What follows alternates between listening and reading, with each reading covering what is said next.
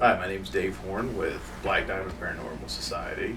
I'm the historian for the group. In November of 2010, we had the honor of being able to investigate a property known as Rocky Dell. This property is located in Tazewell County, Virginia. This was a Civil War heirloom to the area. The home was owned by Samuel Tynes, the father of Molly Tynes, the heroine of our story here. Molly was she was a student in Holland University in Roanoke, Virginia, and she had moved back to the farm about a year before the war really had popped off here in Southwest Virginia. At the time, her father and her mother both were very ill and they couldn't take care of the farm. That's why she had moved back home to help them with the farm. And the story goes that Colonel Toland had moved in about 1,000 Union troops to the area right behind her father's farm. One day, her father had overheard the Union's plans to invade Saltville. He had heard the full detail of exactly what they were going to do. They were going to cut through Grattan, which is part of Tazewell County, right in front of their farm, and cross through Burke's Garden, hit Withville, destroy the train tracks there in Withville, and then move on to Saltville to end up destroying the saltpeter to cut off the bullet manufacturing for the South. So at this point, he felt that it was necessary to try to warn people. He argued with his daughter Molly, and finally she succeeded in wooing her dad into letting her go and make the ride. She rode over 40 miles to Withville, and she had warned everyone on the way. It was truly a Paul Revere story. Only Longfellow never wrote about Molly. So once again, back in November, we had the opportunity to start the investigation. I was particularly ramped up for this one because I had such an interest in the Civil War, and I had put a lot of work into trying to get the real backstory to the property itself, because for a long time we were really unsure if this was indeed Molly's house, which we did later confirm. So the investigation started out as just about every typical investigation would. We get there, we unload our gear, we have a meeting, we go over safety, we look at the angles where we might want to set up cameras, and then we split up into teams and break. The first thing that I wanted to do was with my partner Jeff. He was a new guy that was taking him out for his first investigation. I wanted to go over some of the equipment, so we started setting up a couple of infrared lights on the outside of the property, because there was a tree that allegedly had a Union soldier that was hung from it. And they left the body hanging there for a few days as kind of a ye be warned sign, of who your true colors are, because this was, Southern territory. We had, set up the cameras there at that tree. We started doing our question and answers.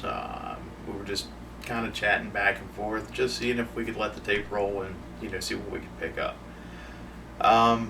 Something really unusual occurred.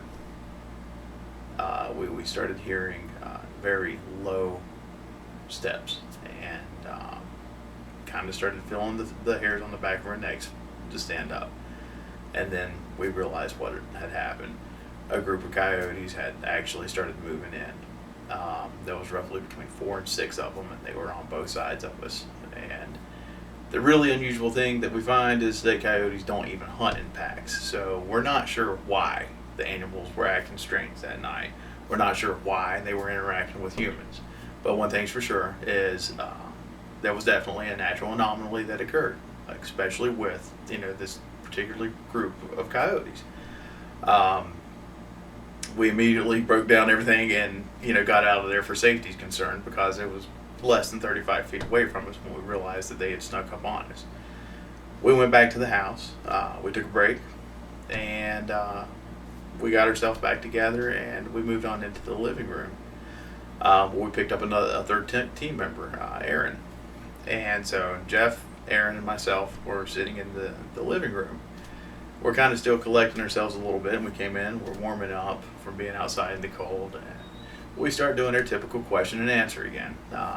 We're listening to the clicks and bumps in the night, and Aaron starts telling some jokes, and typical Aaron tells some off-color jokes, and about the time that all three of us start laughing at it, right in front of me, there's this table set up, almost like a lady's drinking, a tea table that she would entertain on in the late 1800s. It was ornately decorated, and I started smelling the smell of perfume.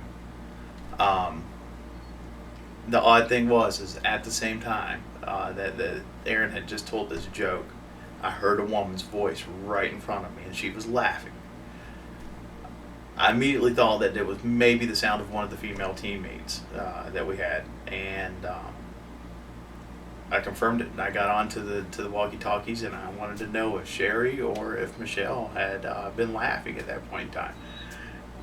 Michelle was outside of the house, and she confirmed that she was not, making any sound whatsoever, because she was out there alone. Nobody was talking to her, and Sherry, in fact, was not laughing at the same time. So. And we actually do have evidence of this because we have a recorded, female laugh at this point in time. So, it was something that I actually heard, and it's just great to get that confirmation on audio also. The next thing, which I believe may be one of the more solid pieces of paranormal experience that I've ever had, was once again, Jeff, Aaron, and myself were upstairs investigating on another bedroom. This, I believe, was the parents' bedroom, and what was going on is we had actually been experimenting with one of the balls that let off the electricity, something that you can pick up at a novelty shop, and we were just experimenting with something that would emit enough energy to allow something to possibly draw from. Apparently it was working because what happened next was just completely, it just blew my mind. I had walked into the room and I sat down and I'm talking to Jeff and Aaron. We're watching the little ball dance around, and the next thing I know, I'm looking out the door of the bedroom. And I'm waiting to see if we hear anything, because we're going through our questions and answers.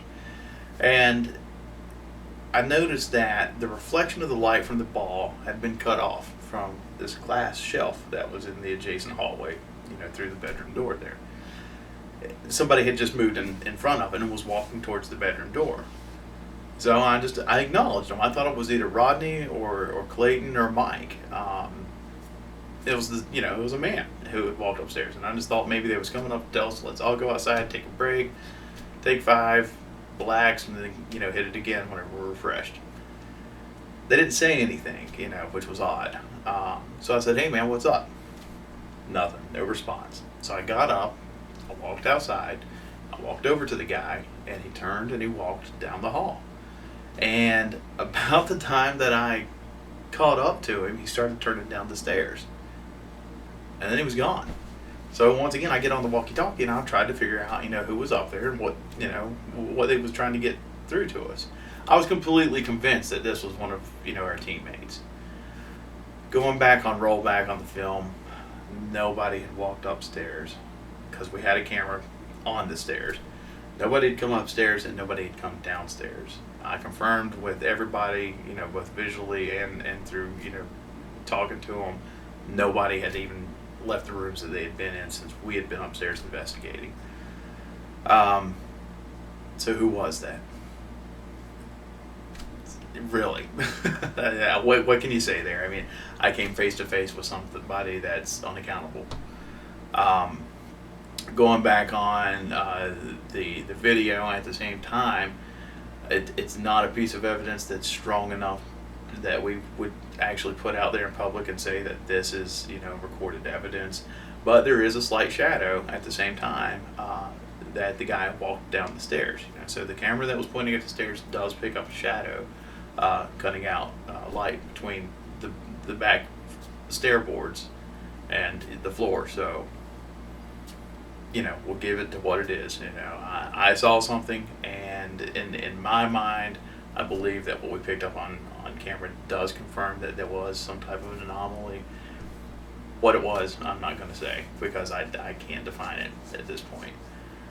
But then there's finally the final thing that got to not only me, but it got to the boss. It got to Rodney. It got to Clayton. And it lingered around for a while. It's not a feeling that I'd ever want to have again. We've been given the opportunity to go back and investigate the Molly Tynes house. Me being a very passionate historian, I would love to get in there and experience this place again. But I fear that if I do, that I could leave